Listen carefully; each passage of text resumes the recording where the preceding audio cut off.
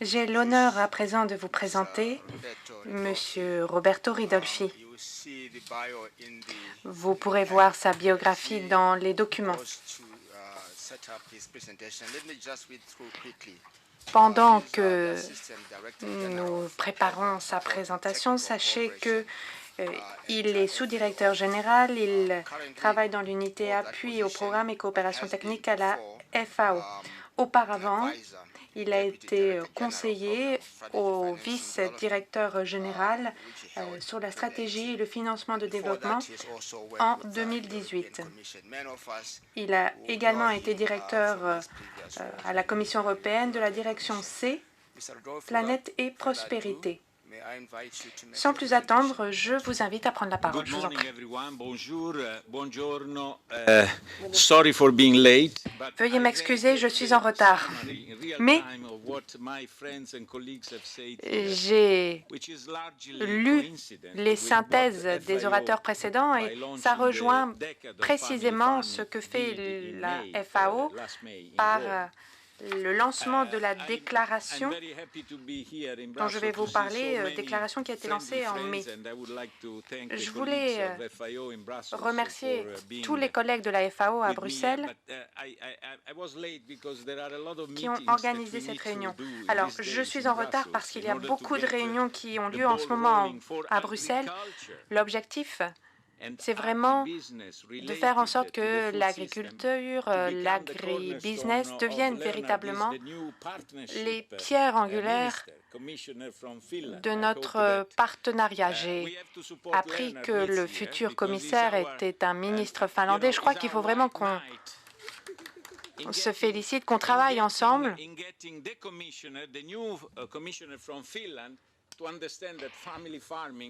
pour faire en sorte que le nouveau commissaire comprenne que l'agriculture familiale est nécessaire pour atteindre nos objectifs de durabilité en 2030. Je voudrais remercier, bien sûr, donc les collègues, mes collègues de la FAO qui ont préparé une présentation, mais comme à l'accoutumée, je ne vais pas suivre cette présentation et je vous prie de m'en excuser.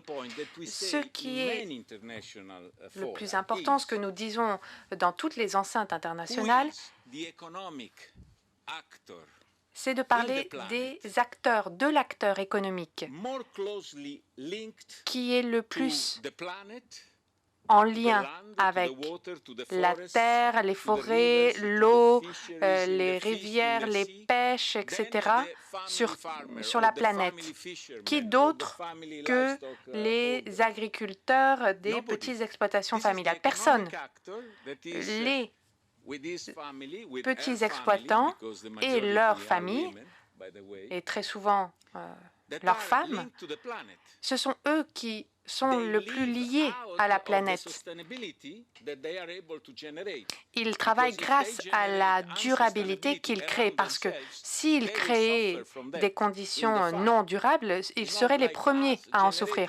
Alors, ce n'est pas comme nous qui créons de l'indurabilité, des conditions peu durables à des milliers de kilomètres de... Non, eux, ils vivent dans des conditions durables parce qu'ils savent qu'ils ont besoin de leur écosystème pour survivre. Donc, les petits exploitants, alors je parle des gardes forestiers, des pêcheurs, des agriculteurs, ce sont eux en fait les gardiens de la durabilité. Moi, je ne fais pas très confiance aux multinationales pour conserver la durabilité. Évidemment, leur rôle est indispensable dans la chaîne pour que les consommateurs disent aux distributeurs qui, à leur tour,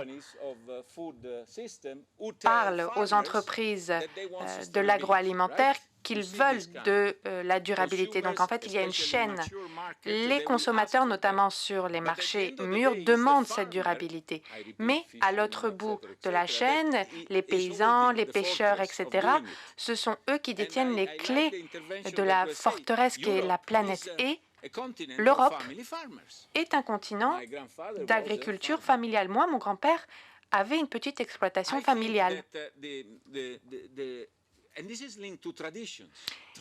Et ça nous mène aussi à la question de la culture, des traditions qui sont également liées à la question de l'éducation, du mode de vie et le mode de vie à l'environnement. Donc, vous voyez qu'il y a un cercle des facteurs qui sont intrinsèquement liés. Et en fait, les petits agriculteurs sont des héros. Je crois que l'Union européenne en a toujours été pleinement convaincue. Et la FAO répand ce type de message. Peut-être que vous vous souviendrez de la conférence de l'année dernière. Le CTA avait contribué à la recherche. Les technologies, l'innovation sont fondamentaux parce que les jeunes ne se lanceront pas dans l'agriculture familiale sans nouvelles technologies parce que ce n'est plus attrayant pour eux, ce n'est plus sexy. Les jeunes ne trouvent plus l'agriculture familiale si attrayante. Donc la tendance change. Oubliez la question des migrations vers l'Europe, c'est une fausse nouvelle. Plutôt, il faut penser à l'exode rural, aux migrations vers les villes qui appauvrissent le milieu rural. En fait, c'est un exode qu'on pourrait comparer à une fuite des cerveaux, c'est-à-dire qu'il y a un manque de cerveau, un manque d'idées maintenant dans les zones rurales. Alors, il y a des jeunes qui sont motivés, qui veulent travailler dans l'agriculture. Pourquoi? Eh bien, évidemment, ils veulent mener et avoir une bonne vie, une belle vie, comme nous tous ici. Et c'est là que je crois que la décennie que nous avons lancée peut faire le lien entre le mode de vie, les perspectives d'une vie meilleure, la durabilité et un emploi décent dans l'agriculture. Ne regardons pas l'agriculture comme une malédiction,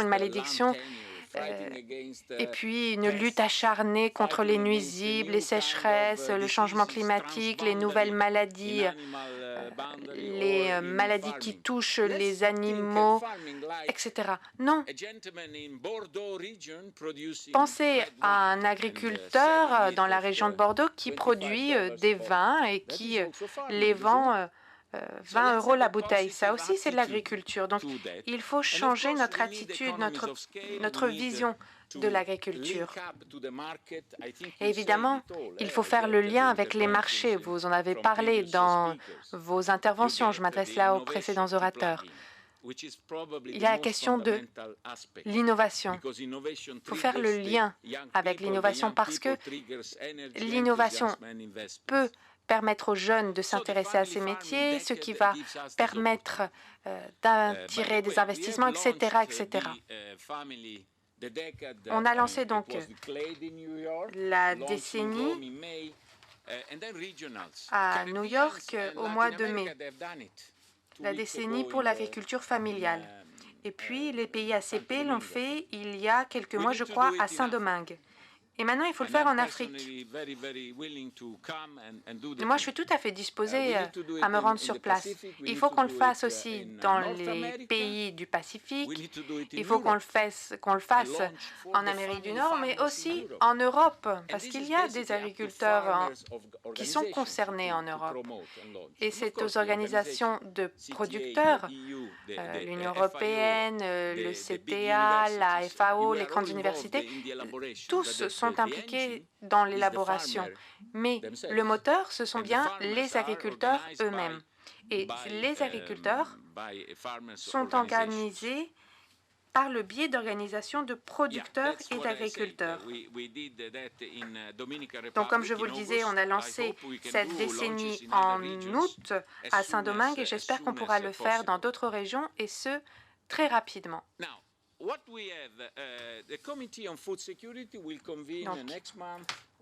le comité pour la sécurité alimentaire va organiser le mois prochain à Rome une journée. Vous savez peut-être que nous avons un nouveau directeur général à la FAO. C'est un grand professeur qui s'intéresse beaucoup aux technologies appliquées à l'agriculture. C'est une bonne nouvelle. Et je suis convaincue qu'il va pouvoir donner un élan à l'innovation, à la jeunesse, et ça aussi, c'est une bonne nouvelle.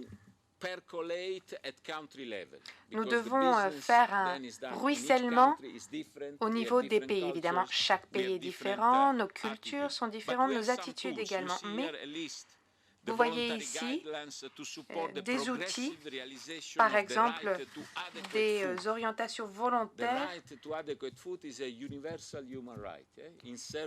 pour permettre une alimentation décente. C'est un droit fondamental, on le sait. I'm sure in a number of cheap trash fast food in our town in Europe, this is not guaranteed. That's Moi, not je good peux food. vous garantir, là, quand on parle de bonne alimentation, eh bien que dans certains fast-foods en Europe, ce n'est pas le cas.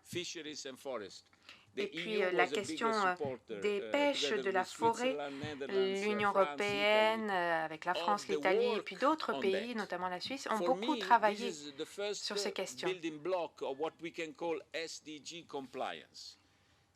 Et ça constitue une partie importante du respect des ODD. Bon, vous savez qu'il y a plusieurs ODD avec des sous-objectifs et puis des indicateurs. Combien, personne ne sait parce que on ne sait pas bien, 241, 242 indicateurs. Bon, les choses ne sont pas si simples. L'un des indicateurs s'intitule agriculture durable. Est-ce que quelqu'un ici est en mesure de m'expliquer ce que cela veut dire? Bien non, personne. Pourquoi? Parce que si la FAO ne peut pas le faire, personne ne peut y arriver. Ce que je veux dire par là, c'est que la science derrière le concept de durabilité est complexe. Le CTA, l'Union européenne, je vous lance un appel. Nous devons changer cette complexité scientifique et la traduire par des outils concrets que peuvent utiliser les agriculteurs, sans tomber dans des complications non nécessaires. Si vous demandez à un agriculteur de respecter tous les critères de durabilité, il va fermer son exploitation demain. Donc, il faut traduire cette complexité par des outils qui peuvent être utilisés par les entreprises agricoles. Évidemment, toujours en suivant le chemin de la durabilité. Ce n'est pas facile. Alors, le secteur privé. Le secteur privé veut quelque chose de simple, qui ne mine pas sa compétitivité face à ses concurrents. Donc, il y a des directives volontaires, notamment sur les régimes fonciers, sur les forêts. Si ces directives étaient respectées, il n'y aurait plus d'accaparation des terres aujourd'hui dans le monde. Mais voilà, on le sait, cette accaparation, ce phénomène d'accaparation des terres a encore lieu aujourd'hui. Et puis, en ce qui concerne la durabilité de la pêche artisanale, là aussi, c'est un outil qui vise à respecter les ODD. Nous avons un plan de travail qui est organisé en 7 piliers, un programme donc qui a fait l'objet de négociations, qui a ensuite été adopté. Il s'agit donc du plan d'action mondial de la de la déclaration plutôt des Nations Unies sur l'agriculture familiale. Vous voyez donc 7 piliers. Donc, développer un environnement politique qui favorise le renforcement de l'agriculture familiale. Vous savez certainement que l'Union européenne a joué un rôle central afin de créer un forum de recherche. Ce n'est pas un forum, en fait, de chercheurs, c'est plutôt un forum de partenariat pour que les services soient disponibles au plan mondial. Pilier numéro 2, soutenir les jeunes et veiller à ce que l'agriculture familiale s'inscrive à travers les générations. Je crois que Michael, dans votre intervention, vous aussi, Elisabeth et d'autres, Nora, vous nous avez expliqué que les jeunes doivent sentir un attrait pour l'agriculture dans nos pays. Sinon, ils ne se tourneront pas vers ces pays, vers cette activité et chercheront à émigrer. Par exemple, aujourd'hui, le commerce en ligne. Si je vous dis que le commerce en ligne peut raccourcir la chaîne d'approvisionnement qui aujourd'hui se fait au détriment des agriculteurs et qui mine la valeur des produits produits justement par les agriculteurs. Je suppose que vous serez d'accord avec moi, c'est-à-dire qu'il y a un consommateur qui commande un produit et l'agriculteur peut l'envoyer directement. Évidemment, n'oublions pas l'empreinte écologique, mais en tout cas, les agriculteurs vont pouvoir exploiter le potentiel du commerce en ligne. Pilier 3, promouvoir l'égalité des sexes. Il y avait dans une des présentations un chiffre qui a frappé mon attention. 50% des agriculteurs sont en fait des agricultrices. Alors moi, pendant 20 ans, j'ai vécu hors de Bruxelles. Bon, je suis un bureaucrate. J'ai été un bureaucrate bruxellois. Je suis aujourd'hui un bureaucrate romain. Je vis à Rome. Mais j'ai longtemps vécu à l'étranger. Je peux vous dire que l'expérience des femmes dans les coopératives, les femmes, je ne veux pas faire offense aux hommes présents dans la salle, mais les femmes tendent à partager, à contribuer davantage. Quatrièmement, renforcer les capacités des agriculteurs familiaux. Pilier 5, améliorer l'inclusion socio-économique, la résilience et le bien-être des agriculteurs familiaux. Ah, ce n'est pas simple, ce pilier. Parce que qu'est-ce qu'on entend par là? Est-ce que ça doit marcher par le biais de subventions? On a des exemples de comtés, de provinces très pauvres en Chine où l'État donne de l'argent liquide, ce que nous appelons les amortisseurs sociaux. Là où on ne peut pas renforcer la production, où l'accès au marché est impossible, eh bien, il y a ces filets de sécurité. Ou peut-être une combinaison de mesures socio-économiques pour soutenir ces agriculteurs. Mais face au changement climatique, je crois que le mot-clé, c'est la résilience, la résistance. Moi, j'ai fait des études pour devenir ingénieur, et en fait, la résilience, c'est le point où un métal, un produit se casse sous la pression. Et il faut éviter cette situation, bien entendu, avoir une zone tampon pour ne pas se rapprocher de ce point de rupture. Pilier 6, encourager la durabilité de l'agriculture familiale pour des systèmes alimentaires résilients. Ça, c'est un petit peu redondant, bien sûr, puisqu'on le sait. La durabilité sera clé pour l'avenir. À la FAO, nous avons des modules de formation en ligne et je vous invite tous vraiment, et mon collègue peut vous distribuer la liste des formations en ligne. C'est des formations d'une demi-heure, d'une heure, 1h30 peut-être, sur la question de la durabilité. On a environ 150 modules, très courts.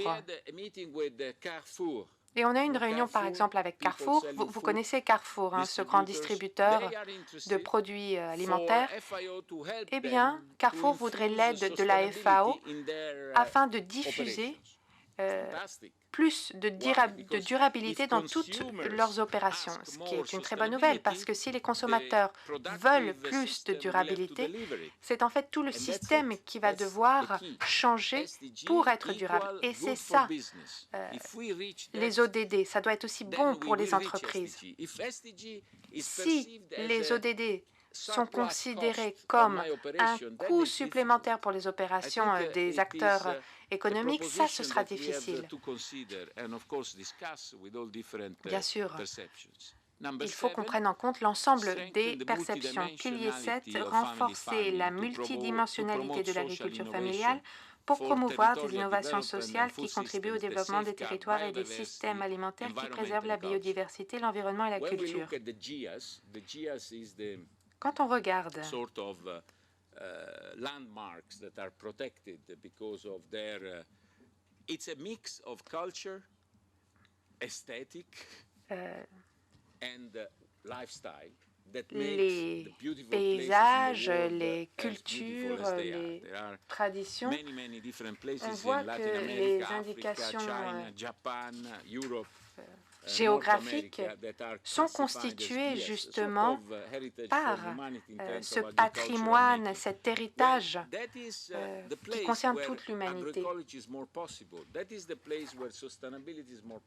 Et c'est là que la durabilité a toute sa place. Mais s'il n'y a pas d'investissement, eh bien, ces trésors vont disparaître de notre système. Et j'en arrive maintenant à ma conclusion, et notamment les perspectives pour les petits agriculteurs et les agriculteurs familiaux.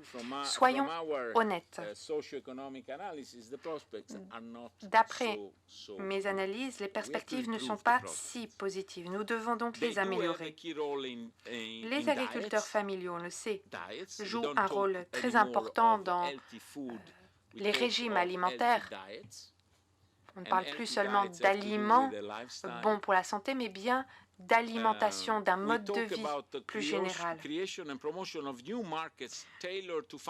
Les agriculteurs familiaux créent aussi et promeuvent de nouveaux marchés. Et je viens de vous parler du commerce en ligne. Moi, je connais d'expériences d'agriculture urbaine à Milan qui remportent un franc succès. Oui, de petite taille, mais fortement spécialisée. Alors pour cela, bien sûr, il faut des technologies. Mais je voulais dire aussi, l'agriculture familiale n'est pas synonyme de petite exploitation. Si on regarde la situation en France, en Allemagne, en Italie, aux Pays-Bas, aux États-Unis, on voit que ce n'est pas toujours des synonymes. Mais ce sont ces petites exploitations qui concentrent notre intérêt. Donc, renforcement des capacités des organisations paysannes familiales, le dialogue avec les acteurs du secteur privé, parce que dans la chaîne de valeur, eh bien, le secteur privé, ça peut être Amazon ou Alibaba, qui font du commerce en ligne. Pourquoi? Parce qu'ils doivent inscrire dans leur méthode la durabilité. Comme je vous le disais, autonomiser les femmes, les jeunes, évidemment ce n'est pas simple. La gouvernance, une bonne gouvernance, c'est ça le premier défi pour les organisations de producteurs. Je vous le dis en toute franchise. Transparence, respect des règles, participation de tous, respect des droits de chacun. Évidemment, ce sont des entités très fortement décentralisées, ce n'est pas facile. Et enfin, les PME. Dans la chaîne de valeur, si vous prenez un pays en particulier, vous regardez un pays mûr du point de vue économique, vous voyez qu'il y a un écosystème composé de différents acteurs de différentes tailles. Des acteurs de taille micro, petite, moyen et les grands acteurs. L'écosystème doit être composé par des acteurs dont la taille économique est différente. Et c'est comme ça qu'on crée un marché mûr. S'il n'y a que des micro-entreprises, ce n'est pas durable. Donc, les PME, à ce titre, sont les premiers partenaires des petites exploitations et des agriculteurs familiaux. Tout cela dans le cadre de la durabilité. Merci beaucoup. J'espère que ma présentation vous a intéressé. Bien sûr, je me tiens à votre disposition si vous avez des questions.